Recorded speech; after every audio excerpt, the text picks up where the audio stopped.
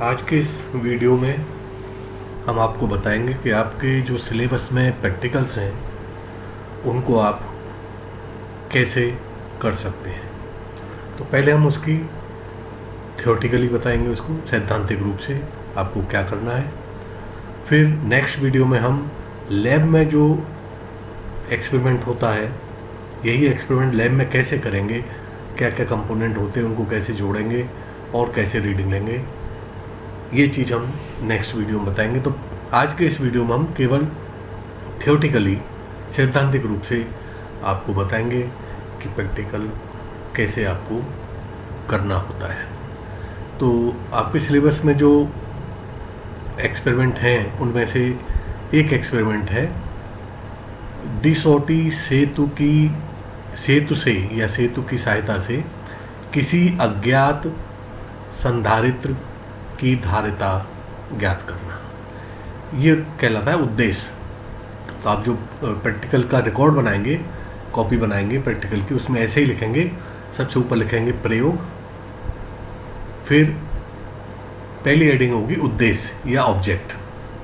तो ऑब्जेक्ट में आपको लिखना पड़ेगा डिसौटी सेतु से किसी अज्ञात संधारित्र की धारिता ज्ञात करना। संधारित्र मतलब कैपेसिटेंस, कैपेसिटर, और धारिता मीन्स कैपेसिटेंस, ठीक है ना। तो ये तो हो गया हमारा उद्देश्य।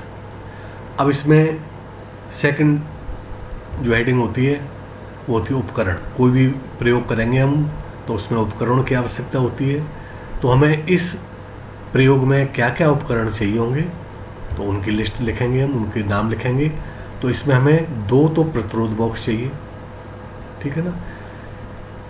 2 संधारित्र चाहिए, जिनमें से एक होगा, एक को मान लेंगे हम ज्ञात और दूसरे को मान लेंगे हम अज्ञात।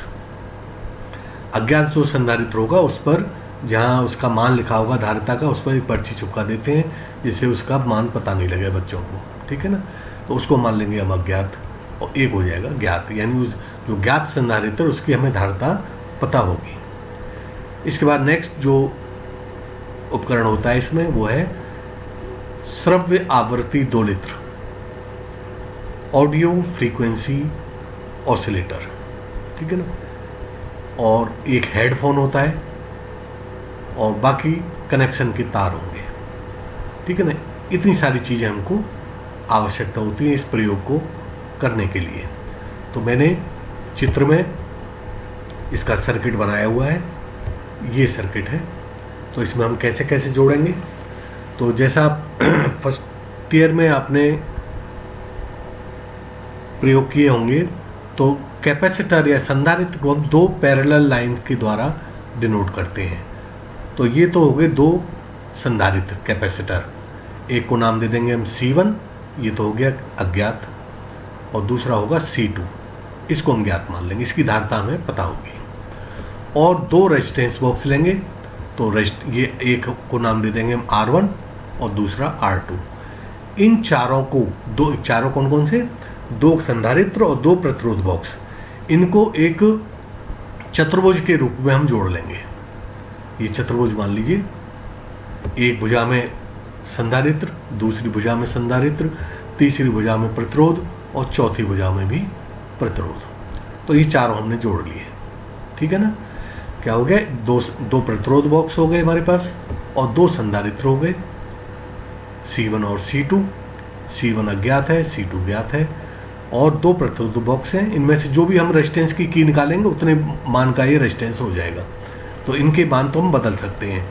ये मान फिक्स है, यानी संधारित्र का मान हम बदल नहीं सकते। ज्ञात संधारित्र का मान भी फिक्स है और अज्ञात का भी फिक्स है, इनको हम नहीं बदल सकते। रेजिस्टेंस हम R1 और R2 में से बदल सकते हैं, ठीक है ना। इसके बाद नया एक और कनेक्शन करना है, वो है इस डायगोनली दोनों संधारित्रों के बीच का जो पॉइंट है उसके और दोनों प्रतिरोधों के बीच का जो पॉइंट है, इन दोनों के बीच में हम एक हेडफोन लगा देंगे। ये हेडफोन का सिंबल बना दिया मैंने। ये क्या है, हेडफोन। तार, जो हमारे पास तार होंगे उनसे हेडफोन में 2 तार निकले होंगे, एक को यहाँ जोड़ देंगे और एक को यहाँ जोड़ देंगे। ये हेडफोन लग गया। अब बचा हमारे पास ऑसिलेटर, श्रव्य आवृत्ति दोलित्र। तो श्रव्य आवृत्ति दोलित्र को एक संधारित्र और एक प्रतिरोध के बीच का जो पॉइंट है और दूसरे संधारित्र और दूसरे प्रतिरोध का जो बीच का पॉइंट है, इनके बीच में हम लगा देंगे। इस डायगोनल में तो ऑसिलेटर लग जाएगा और इस डायगोनल में हेडफोन लग जाएगा। तो इसको ऑसिलेटर को मैंने यहाँ बनाने के बजाय नीचे बना दिया है।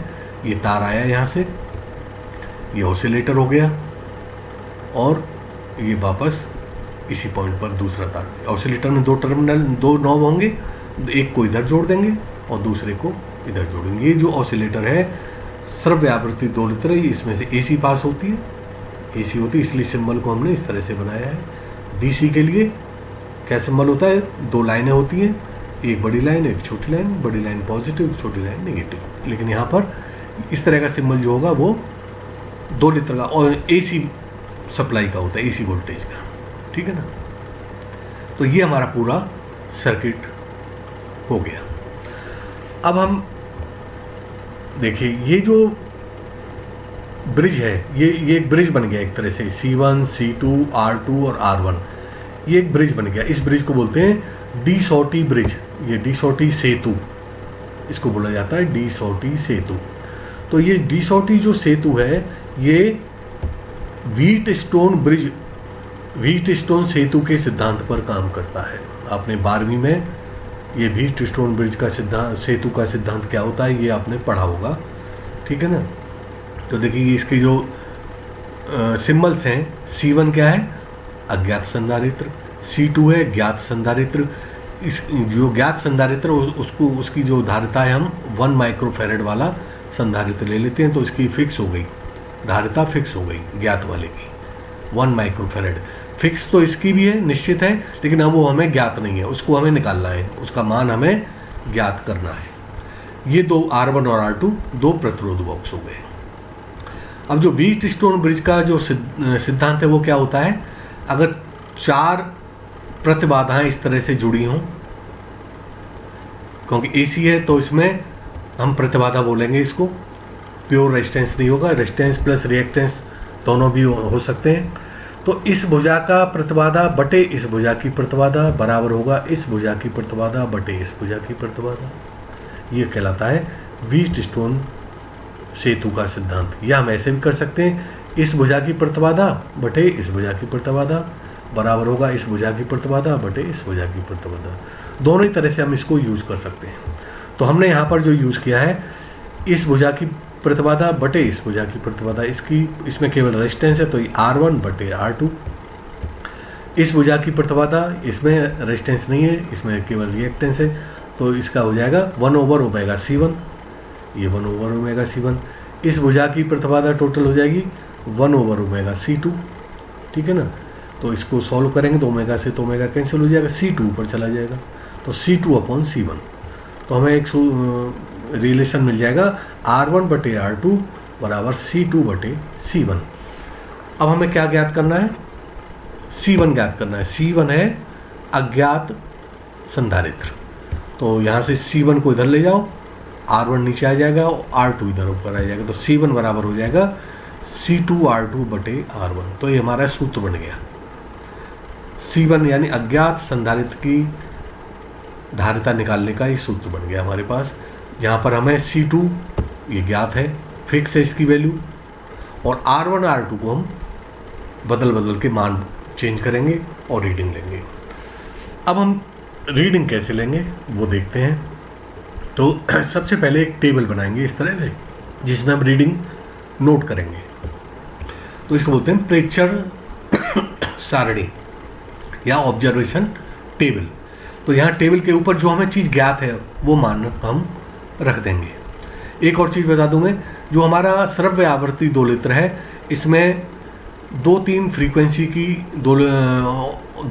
ऑसिलेशन मिलते हैं, तो हम इसको 1000 हर्ट्ज 1 किलो हर्ट्ज पर फिक्स कर लेंगे, ठीक है ना। तो वो श्रव्य आवर्ती में आ जाएगी 1 किलो हर्ट्ज, तो 1 किलो हर्ट्ज पर इसको हम फिक्स, ये भी फिक्स रहेगी। इसका कहीं कैलकुलेशन में यूज नहीं है, यहाँ पर कहीं भी ओमेगा नहीं आ रहा या एफ नहीं आ रहा, तो हमें केवल इसको फिक्स करना है 1000 किलो हर्ट्ज, सॉरी 1000 हर्ट्ज या 1 किलो हर्ट्ज, ठीक है ना। तो ये फिक्स है, इसका कहीं कैलकुलेशन में यूज नहीं है। अब हम C2 का मान यहाँ रख देंगे टेबल के ऊपर, क्योंकि ये निश्चित रहेगा। इसको बार बार बदलना नहीं है हमको, ये फिक्स है, संधारित्र फिक्स है हमारा, तो उसका धारिता भी फिक्स है। अब हमने टेबल बनाई, टेबल में ये तो पहला कॉलम तो सीरियल नंबर का होता है, हमें कम से कम 5 रीडिंग तो लेनी ही लेनी है, जिससे हम फिर औसत लेंगे 5 रीडिंग का, जिससे हमारे प्रयोग में जो भी मान निकाल रहे हैं हम उसमें त्रुटि कम से कम हो। पहले कॉलम में R1 ओम में, ये R रेजिस्टेंस की यूनिट क्या होती है, प्रति होती ओम। दूसरे कॉलम में R2 ओम, फिर सूत्र लगा देंगे C1 is equal to C2R2 upon R1। अगर हमें R1 पता है, R2 पता है और C2 यहाँ पता ही है, तो सारे मान अगर इसमें रख दें हम तो हमें C1 प्राप्त हो जाएगा पहली रीडिंग के लिए। पहली रीडिंग के लिए C1 प्राप्त हो जाएगा। इसी तरह से 5 और रीडिंगों के लिए अलग अलग हम C1 ज्ञात कर लेंगे। फिर क्या करेंगे, लास्ट में 5 और रीडिंगों को, इनको C1 के मानों को जोड़ के 5 का भाग दे देंगे, तो ये माध्य यानी मीन वैल्यू आ जाएगी C1 की, माध्य C1। तो लास्ट में यहाँ लिखोगे, मैं लिखना भूल गया हूँ, माध्य C1 बराबर, तो 5 को जोड़ के 5 का भाग दे दो तो वो माइक्रोफेरेड में, ये हमारी माइक्रोफेरेड में है। तो ये इस ओम और ओम तो कैंसिल हो जाएगी, यूनिट क्या बचेगी, माइक्रोफेरेड ही बचेगी। तो जो संधारित्र हम यहाँ ले रहे हैं, जिस यूनिट का माइक्रोफेरेड में लिया है, तो हमारा अज्ञात का भी उसी में आ जाएगा, रीडिंग यूनिट आ जाएगी, ठीक है ना। अब हम रीडिंग कैसे लेंगे, तो सबसे पहले कॉलम में है हमारा क्या, R1। तो हम यहाँ पर पहले R1 को लेंगे हम 100, फिर 200, फिर 300, फिर 400 और फिर 500। तो इस कॉलम में तो आप फिक्स वैल्यू भर दो पहले से ही, 100, 200, 300, 400 और 500 ओम, ठीक है ना। ये तो हम अपने आप डिसाइड कर सकते हैं R1 हमें क्या लेना है, लेकिन R2 की वैल्यू क्या आएंगी ये हम प्रयोग से निकालेंगे।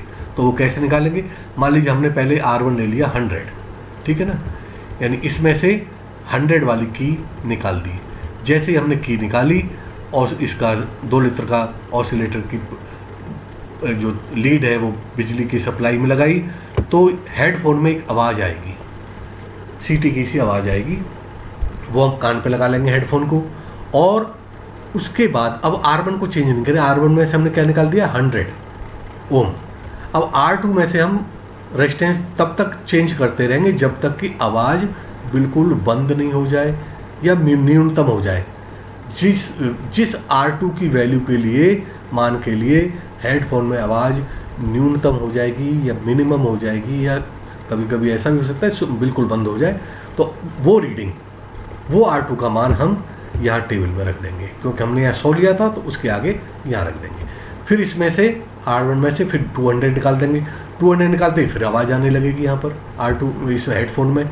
फिर हम इसमें मान चेंज करेंगे R2 का, और तब तक मान चेंज, ऐसा मान हम सेलेक्ट करेंगे जिससे आवाज़ बिल्कुल बंद हो जाए। तो जिस मान के लिए हेडफोन में आवाज़ बंद हो जाएगी वो मान हम यहाँ रख देंगे। इसी तरह से 300 के लिए निकाल लेंगे, 400 के लिए और 500 के लिए। तो हमारे पास ये 5 वैल्यू आ जाएंगी R2 की।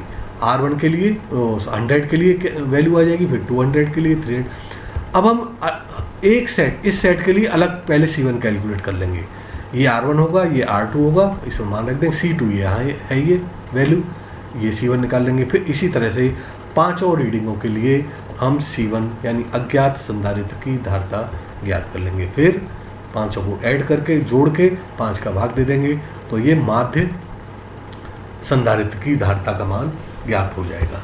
इसके बाद हम जो गणना करनी है हमें, वो भी कॉपी में हमें प्रैक्टिकल के रिकॉर्ड में दिखानी पड़ेगी। 5 और रीडिंगों के लिए अलग अलग गणना हमें करनी पड़ेगी। C1 बराबर C2 का मान रख दो, R2 का मान रख दो, R1 का मान कैलकुलेट करो, कैलकुलेशन दिखाओ यहाँ पे बराबर इतना, जो भी मान आए माइक्रोफेरेड में वो लिख दो। 5 और रीडिंगों के लिए हमें गणना दिखानी पड़ेगी कॉपी में। उसके बाद जो माध्य मान आएगा वो हम यहाँ लिख देंगे। तो परिणाम हो जाएगा हमारा, रिजल्ट हो जाएगा क्या, दिए गए अज्ञात संधारित्र की धारिता जो भी मान आए वो यहाँ लिख देंगे, माइक्रोफेरेड है। तो ये हमारा एक्सपेरिमेंट पूरा हो जाएगा। इसमें कुछ सावधानियाँ बरती जाती हैं, तो सावधानियाँ क्या हैं वो सावधानियाँ भी आपको लिखनी पड़ेंगी। तो पहली सावधानी, सर्व आवृत्ति 2 लीटर की धारा कम होनी चाहिए ताकि हेडफोन तथा कान खराब ना हो जाए। उसमें एक नॉब होता है, उससे हम उसकी आवाज़, धारा कम करेंगे तो आवाज़ भी कम हो जाएगी। अगर धारा बहुत बढ़ा है तो आवाज़ इतनी तेज आएगी कान में, या तो हेडफोन भी खराब हो सकता है या कान में नुकसान हो सकता है। तो हम उस नॉब की सहायता से धारा को कंट्रोल कर लेंगे, इतनी आवाज़ रखेंगे कि हमारे कान में तकलीफ नहीं हो। दूसरी सावधानी है, प्रयोग के आसपास शोर नहीं होना चाहिए। ऐसा नहीं हो कहीं लाउड स्पीकर बज रहा हो, कहीं गाने बज रहे हो, तो हमें आवाज़ ढंग से हेडफोन में सुनाई नहीं देगी। यानी मिनिमम जो हमारा न्यूनतम आवाज़ आएगी वो हमें ढंग से संतुलन का बिंदु बोलते हैं उसको, वो सुनाई नहीं देगा, तो हमारी रीडिंग गलत हो सकती है। तो आसपास शोर नहीं होना चाहिए, ये एक सावधानी हो गई। अधिकतम सुग्राह्यता के लिए चारों जो प्रतिबाधाएं हमारी उनकी कोटि समान होनी चाहिए। यानी ये नहीं कि एक प्रतिबाधा बहुत ज़्यादा वैल्यू की ले ली, दूसरी कम वैल्यू की ले ली, तो उसमें त्रुटि की संभावना बढ़ जाती है। लेकिन ऐसा संभव नहीं है, हम जो मान लेते हैं वो सभी समान कोटि के होते हैं लगभग। इसके बाद जो कनेक्शन के वायर हैं वो टाइटली बंधे हुए होने चाहिए अच्छी तरह से। अगर कोई भी वायर लूज होगा तो मिनिमम जो न्यूनतम आवाज़ की स्थिति है वो हमें प्राप्त नहीं होगी, हेडफोन में आवाज़ ही आती रहेगी। कोई भी रेजिस्टेंस R2 में से हम बदल लें, हमको न्यूनतम आवाज़ प्राप्त नहीं होगी। तो सभी कनेक्शन कैसे होने चाहिए, अच्छी तरह टाइट बंधे हुए होने चाहिए, तभी हमें जब R2 में से रेजिस्टेंस हम चेंज करेंगे तो मिनिमम की संतुलन की बिंदु की स्थिति हमें प्राप्त होगी, जब हमारे सारे कनेक्शन अच्छी तरह टाइट होंगे। अगर कोई भी एक कनेक्शन लूज हुआ तो हमें संतुलन की स्थिति प्राप्त नहीं होगी। R2 में से हम रेजिस्टेंस कितने भी मान बदल दें, लेकिन हमें आवाज़ न्यूनतम वाली स्थिति प्राप्त नहीं होगी। तो इस तरह से मैंने आज आपको बताया थ्योरेटिकली कि हम प्रैक्टिकल को कैसे करेंगे। नेक्स्ट वीडियो में मैं लैब में सारे इन दोनों संधारित्रों को, दोनों प्रतिरोध बॉक्स, हेडफोन और सर्वव्यावर्ती दोलित्र का कनेक्शन करके आपको वीडियो बना के दिखाऊंगा कि आपको रीडिंग लैब में जब आपका एग्ज़ाम होगा तब कैसे उनको लेनी है। तो आप ये वैल्यूज़ आप कहीं कॉपी में ये पूरा प्रयोग आप लिख सकते हैं। वैसे मैं जो पूरे रीडिंग समेत जो प्रयोग है उसका एक PDF आपको ग्रुप पे प्रोवाइड करूँगा, उससे आप अपनी कॉपी में नोट कर सकते हैं।